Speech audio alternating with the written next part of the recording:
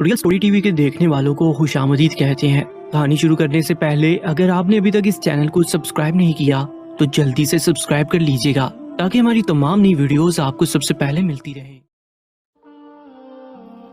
सुना है जिस औरत से आपकी शादी हुई थी वो बड़ी खतरनाक औरत थी और आपने डर के मारे उसे तलाक दे दी थी। बरगद के दरख्त के नीचे कुर्सी पर बैठे एक खामोश तबा बूढ़े से एक मंचले ने तंज़ी अंदाज में कहा। साथ ही करीब बैठे नौजवानों की टोली ने आंखों ही आंखों में एक दूसरे को हंस कर देखा। अल्लाह बख्शे उसे बहुत अच्छी औरत थी। बिना नाराज हुए बगैर गुस्सा किए बाबा जी की तरफ से एक मुतमिन जवाब आया। मुस्कुराहटें सिमटी।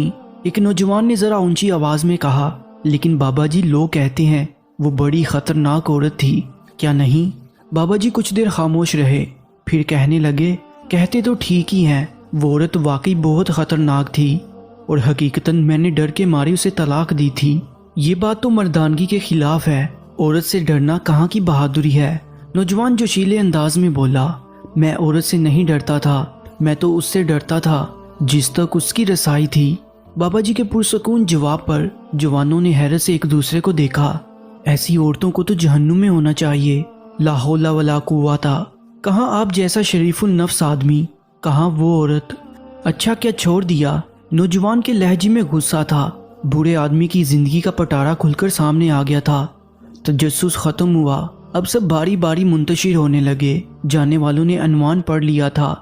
कहानी खुद बनानी थी। जो रह गए थे वो वही थे जो असल कहानी जानना चाहते थे। मैं भी ऐसा ही सोचता था कि उसे जहन्नुम में ही होना चाहिए था, तभी मैंने उसे जहन्नुम जैसी जिंदगी दी थी। बुरी आंखों में इज़्तिराब उतरा। ये तब की बात है जब मैं सरकार के यहाँ 1 रुपया माहवार पर मुलाजिम हुआ। मेरी माँ चाहती थी कि मेरी शादी हो जाए। रिश्ता ढूंढा गया। एक मूंगफली फरोश की बेटी मेरी माँ को पसंद आई। सलीकामंद, खूबसूरत और एकदम खामोश तबा। मुझे इस रिश्ते पर एतराज़ था कि वो एक मूंगफली बेचने वाले की बेटी थी। मजदूर की औलाद को पेट की फिक्र रहती है, तरबियत की नहीं। तरबियत बड़े घरानों में की जाती है जहां अफलास आंखों की रोशनी छीनने से कासिर होता है। वो क्या तरबियत देगी मेरी औलाद को। लेकिन वो लड़की मेरी माँ को ऐसी पसंद थी कि अम्मा उसके अलावा किसी का नाम नहीं सुनना चाहती थी। फिर वो ब्याह कर मेरे घर आ गई।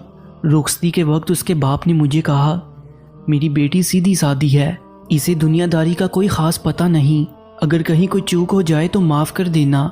यूं है भी बड़े दिल वाली, अपने साईं को खुश रखेगी। वो बिल्कुल वैसी ही थी जैसी मेरी माँ ने मुझे बताया था। सलीकामंद, सुगर और ताबेदार। बाबा जी की वही घिसी पीटी बातों वाली दास्तान होगी। ये सोचकर 2 नौजवान उठकर चले गए। मेरी बाहर दोस्तों के साथ सोहबत कोई अच्छी नहीं थी। मुलाजमत के औकात में खाना घर से बाहर खाता, दोस्तों में बैठता, रात गए तक महफिल चलती, फिर घर जाता। वो क्या खाती थी, क्या पीती थी, किस हाल में रहती थी, मुझे कोई परवाह नहीं थी। उन्हीं दिनों मेरी माँ भी दुनिया से रुखसत हो गई। एक रोज़ मैं जुए में भारी रकम हार कर जब थका हारा घर आया तो कहने लगी, आप तो खाना बाहर खा लेते हैं, मुझे भूख लगती है, हो सके तो एक ही बार महीने का राशन डलवा दिया करें, रोज़ रोज़ बाजार से ख़रीदारी की सोबत नहीं उठानी पड़ेगी। क्या इस मूंगफली बेचने वाली की बेटी की इतनी औकात कि मुझसे मुतालबा कर सके। मुझे तैश आया, हो ना तुम किसी बहुत बड़े बाप की बेटी कि तुम्हें पूरे महीने का राशन और ख़र्चा चाहिए।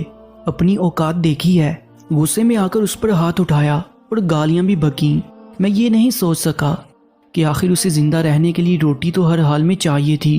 वो जिस्मानी एतबार से काफ़ी कमज़ोर थी, मार बर्दाश्त नहीं कर सकती थी। वो 2 दिन तक बिस्तर पर पड़ी रही। मुझे उसकी भी कोई परवाह नहीं थी। फिर उसने घर में ही सीना परोना शुरू कर दिया। हाथ का हुनर उसके काम आया। यूं उसकी रोटी का इंतज़ाम हो गया और मैं ये सोचकर पहले से भी बेपरवाह हो गया। एक रोज़ एक हमसाये ने मुझे रोककर कहा, दिन में जब आप घर नहीं होते तो आपके घर से बातों की आवाज़ें आती हैं। मेरे सिवा मेरी गैर मौजूदगी में कौन आता था जिससे वो इतनी आवाज़ में बातें करती थी। गुस्सा हद से बाहर था। बस न चलता था कि उसे जान से मार दूं, लेकिन मैं बस एक मौका की ताक में था। एक रात पिछले पहर किसी के बोलने की आवाज़ पर मेरी आंख खुली। चांदनी रात में सेहन में पड़ी हर शय बिल्कुल वाज़े तौर पर दिखाई देती थी। मैं उठकर दरवाजे तक आया। अब आवाज़ ज़्यादा वाज़े थी। वो कह रही थी, साईं, सुबह एक रोटी के लिए आटा घर में मौजूद है, وہ ایک روٹی کھا کر چلا جائے گا، یہ سوچے بنا کہ میں سارا دن بھوکی رہوں گی۔ میری روٹی جب تک تیرے ذمے تھی تو عزت سے ملتی تھی، جب تو نے اپنے نائب کے ہاتھ دی تو روٹی کے ساتھ بے عزتی اور اذیت بھی ملنے لگی۔ مجھے اب روٹی تو ہی دے۔ تیرا بنایا نائب تو خائن نکلا۔ وہ میری شکایت کر رہی تھی، لیکن کس سے؟ کون تھا جو اسے روٹی دیتا تھا مجھ سے پہلے؟ میں نے باہر آ کر دیکھا، وہ صحن کے بیچ چارپائی پر ہاتھ میں سوئی دھاگا اور فریم لیے خود سے باتیں کر رہی تھی۔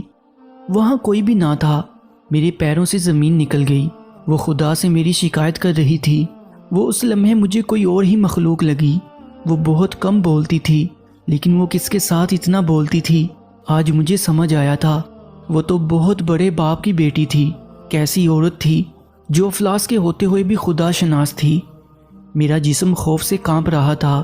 دن چڑھتے ہی میں نے سامان باندھا اور اسے اس کے گھر چھوڑ آیا۔ سسر نے طلاق کی وجہ پوچھی تو میں ڈرتے ہوئے کہنے لگا، یہ بڑی خطرناک عورت ہے، بڑے دربار میں میری شکایتیں لگاتی ہے۔ مجھے ڈر ہے کہ بادشاہ کو کسی دن تاؤ آ گیا تو میرا حشر نہ کر دے۔ حقیقت یہ تھی کہ میں اس کے ساتھ انصاف نہیں کر سکا تھا۔ اس کا باپ گھر کی دہلیز پر کھڑا تھا، میرے پلٹنے پر کہنے لگا، میں نے تمہیں کہا بھی تھا کہ اسے دنیا داری نہیں آتی، وہ تو بس سائیں کو خوش رکھنا جانتی ہے۔ اس کی مراد خدا سے تھی اور میں خود کو سمجھتا تھا۔ جب میں واپس گھر آیا تو مجھ پر انکشاف ہوا کہ رات اس نے یہی تو مانگا تھا، تو خود مجھے روٹی دے۔ تیرا نائب تو خائن نکلا اور آج نانا نفقے کا اختیار مجھ سے چھین لیا گیا۔ میں بے تحاشا رویا۔ اس کا سائیں بہت بڑا تھا، اس کی رسائی جس تک تھی، وہ تو دو جہانوں کا رب تھا، اور جس کی ایک روٹی مجھ پر باری تھی وہ اس کے لیے کیا نہیں کر سکتا تھا۔ میں واقعی ڈر گیا تھا۔ میں آج بھی ڈرتا ہوں، کہیں میرے حق میں اس نے کوئی بد دعا نہ کر دی ہو۔ ٹھیک کہتے ہیں لوگ، کہاں میں کہاں وہ۔ بوڑھی آنکھوں میں نمی اتری تھی۔ افسوس میں اسے پہچان نہیں سکا۔ میں نہیں ڈرتا تھا، حالانکہ ڈرنا چاہیے تھا۔ اس کے سائیں نے تو پہلے ہی کہہ دیا تھا، عورتوں کے معاملے میں خدا سے ڈرو۔ کہانی کے اختتام تک ایک جوان بابا جی کے پاس بیٹھا تھا۔ کہانیاں بہت سے لوگ جانتے ہیں، لیکن حقیقت تک پہنچنے والا کوئی ایک ہی ہوتا ہے۔ رب تعالیٰ عمل کی توفیق عطا فرمائے، آمین یا رب العالمین۔ دوستو، آپ کے قیمتی وقت کا بہت بہت شکریہ۔ کہانی اچھی لگی ہے تو لائک اور شیئر بھی لازمی کر دیجیے گا۔ انشاءاللہ ملتے ہیں ایک اور سبق آموز کہانی کے ساتھ۔ مجھے دیجیے اجازت۔